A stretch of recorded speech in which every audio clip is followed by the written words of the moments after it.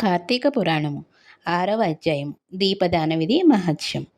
ఓ రాజశ్రేష్ఠుడా, ఓ ఏ మానవుడు కార్తీక మాసం నెల రోజులు పరమేశ్వరుని శ్రీ మహావిష్ణువుని పంచామృత స్నానం చేయించి కస్తూరి కలిపిన మంచి గంధపు నీటితో భక్తిగా పూజించునో అట్టి వారికి అశ్వమేధ యాగం చేసినంత పుణ్యము దక్కును. అటులనే ఏ మానవుడు కార్తీక మాసం అంతయు దేవాలయమునందు దీపారాధన చేయునో వానికి కైవల్యము ప్రాప్తించును.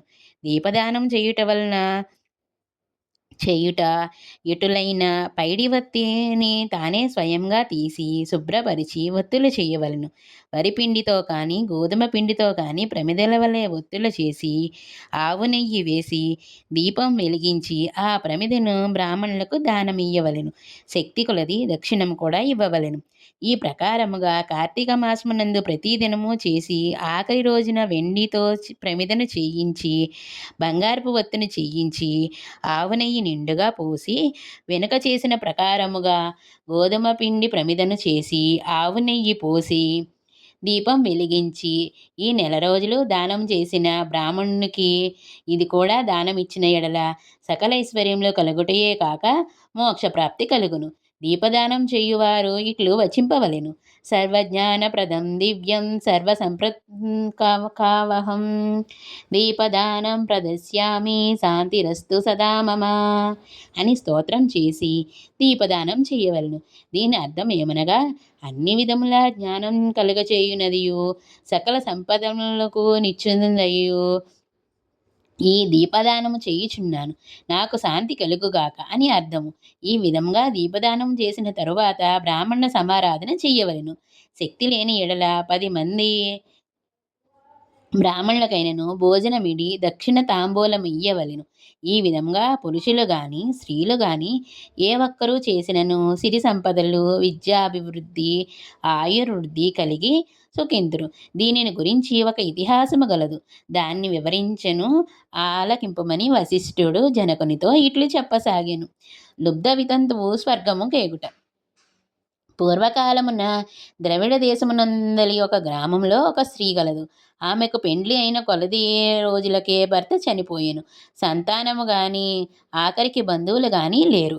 అందుచే ఆమె ఇతరుల ఇళ్లలో దాసీ పని చేయుచు అక్కడే భుజించుచు ఒకవేళ వారు సంతోషము కొలది ఏమైనా వస్తువులు ఇచ్చినా ఎడల ఆ వస్తువులను ఇతరులకు హెచ్చు ధరకు అమ్ముకొని ఆ విధంగా తన వద్ద పోగైన సొమ్మును వడ్డీలకు ఇచ్చి మరింత డబ్బును కూడబెట్టుచు దొంగలించిన వస్తువులు తీసుకువచ్చి వస్తువులను దొంగల వద్ద తక్కువ ధరకు కొనుక్కొని ఇతరులకు ఎక్కువ ధరకు అమ్ముకొనుచు సొమ్ము కూడబెట్టుకొనుచుండెను.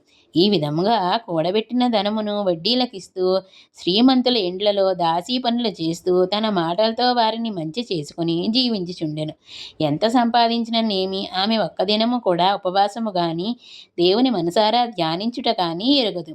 పైగా వ్రతము చేసేడు వారిని తీర్థయాత్రలకు వెళ్ళేడు వారిని చూచి అవహేళన చేసి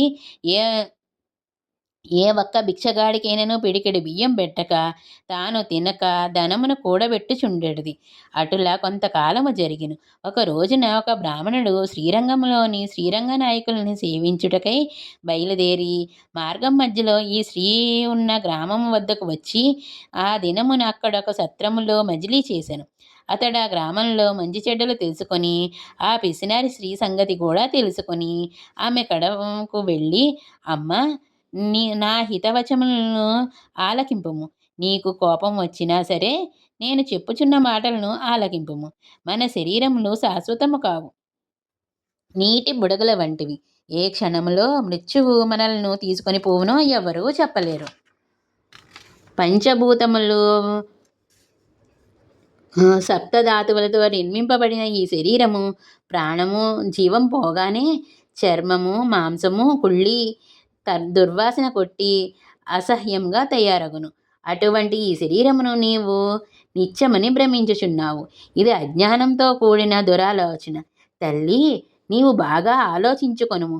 అగ్నిని చూచి మిడత దాన్ని తినేద్దామని భ్రమించి దగ్గరకు వెళ్ళి భస్మగుచున్నది.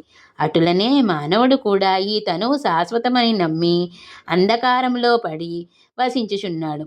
కాన నా మాట ఆలకించి నీవు తినక ఇతరులకు పెట్టక అన్యాయంగా ఆర్జించిన ధనమును ఇప్పుడైనా పేదలకు దాన ధర్మములు చేసి పుణ్యమును సంపాదించుకొను.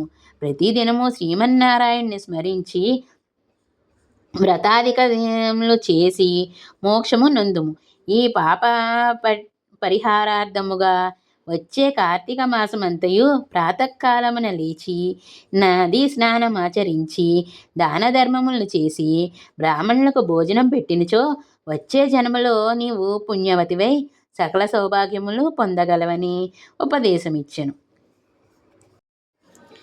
ఆ వితంతువురాలు బ్రాహ్మణుడు చెప్పిన మాటలకు తన్మయురాలై మనసు మార్చుకొని నాటి నుండి ధర్మములు చేయుచు కార్తీక మాస వ్రతం ఆచరించుట వలను జన్మరాహిత్యమై మోక్షము పొందెను. కావున కార్తీక మాసం వ్రతము అంత మహత్యము ఉన్నది.